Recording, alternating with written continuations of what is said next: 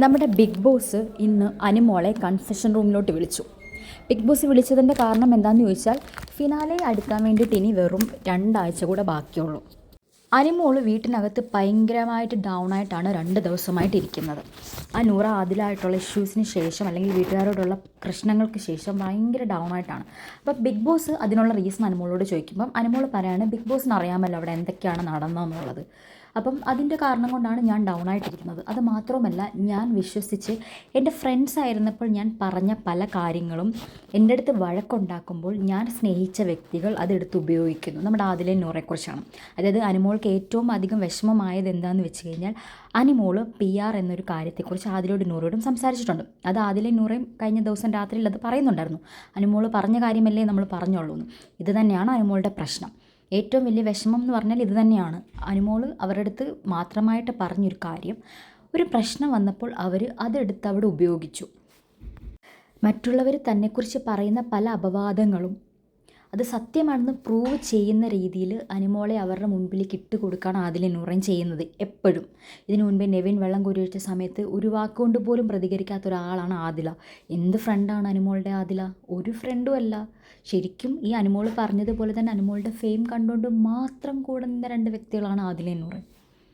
അപ്പം ഈ ഒരു കാരണമാണ് അനുമോൾക്ക് ഇവരോട് മിണ്ടാതിരിക്കാനുള്ളൊരു റീസൺ. അപ്പോൾ അനുമോൾ അത് പറയുന്നുണ്ട്. അതിനുശേഷം പറയുന്നുണ്ട് നമ്മുടെ അക്ബറും നെവീനും ഒക്കെ കഴിഞ്ഞ ആഴ്ച അനുഭവിച്ച കാര്യങ്ങളെക്കുറിച്ച്. അവർ ഓരോ പ്രശ്നങ്ങളുണ്ടാക്കിയതും ഒറ്റപ്പെട്ട് നടന്നതും ഒക്കെ ആ ഒരു അവസ്ഥയാണ് തനിക്കിപ്പോൾ എന്നുള്ള രീതിയിൽ അനുമോൾ പറയുന്നുണ്ട്.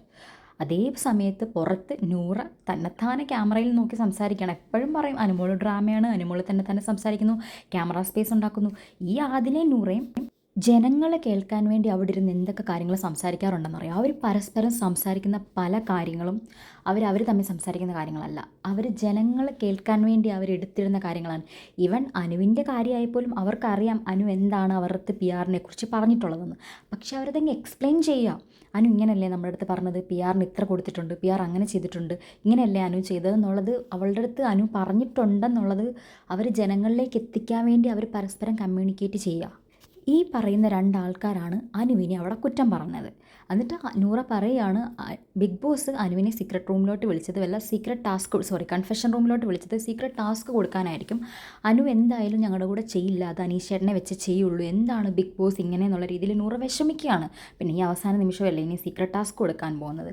എന്തായാലും നൂറയുടെ ആ കുശുമ്പ്, അല്ലെങ്കിൽ നൂറ അവിടെ ഇരുന്നുകൊണ്ട് ക്യാമറയിൽ നോക്കി ഉള്ള ഒരു സംസാരം, അനുവിൻ്റെ അടുത്ത് എപ്പോൾ പിണങ്ങി തുടങ്ങിയോ അന്ന് തൊട്ട് 2 പേർക്കും ഒരു തരത്തിൽ സമാധാനമില്ല. അവർക്ക് അനുവിനെ എങ്ങനെയെങ്കിലും താറടിച്ച് കാണിക്കണം. അത് അനുവെന്നല്ല, അത് അക്ബർ ആയിക്കോട്ടെ, ഷാനവാസ് ആയിക്കോട്ടെ, അവരുടെ അടുത്ത് ആര് പിണങ്ങിയാലും ആ ഒരു നിസാര പിണക്കാണെങ്കിൽ പോലും അവർ താറടിച്ച് ആൾക്കാരെ അങ്ങ് ഒതുക്കി കളയും. അങ്ങോട്ടും ഇങ്ങോട്ടും കുറ്റം പറഞ്ഞ് എന്തൊക്കെ അവർക്ക് പറയാമോ ആ രീതിയിലൊക്കെ സംസാരിച്ച് ആ മനുഷ്യരെ, ഇപ്പം അനുവിനെയാണ് അവർ ടാർഗറ്റ് ചെയ്തിരിക്കുന്നത്.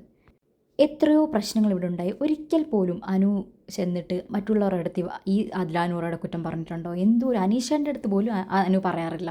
ഷാനവാസിൻ്റെ അടുത്ത് പിണങ്ങിയപ്പോൾ എന്തോരം കുറ്റങ്ങൾ അനുവിൻ്റെ അടുത്ത് പറഞ്ഞു. ഷാനവാസ് എന്തോരം കുറ്റങ്ങൾ ആദിലയുടെയും നൂറയുടെയും അനുമോളുടെ അടുത്ത് പറഞ്ഞു. അത് പരസ്പരം പറഞ്ഞവരെ കൂട്ടിയടിപ്പിക്കാൻ പോലും അനുമോൾ ട്രൈ ചെയ്തിട്ടില്ല. അക്ബറിനെ കുറിച്ച് എന്തൊക്കെ കുറ്റങ്ങൾ പറഞ്ഞു. ഇപ്പം അനുമോളോട് പിണങ്ങി കഴിഞ്ഞപ്പോൾ നേരെ അക്ബറിൻ്റെ അടുത്തോട്ട് മറുകണ്ടോ അങ്ങ് ചാടിയേക്കുക.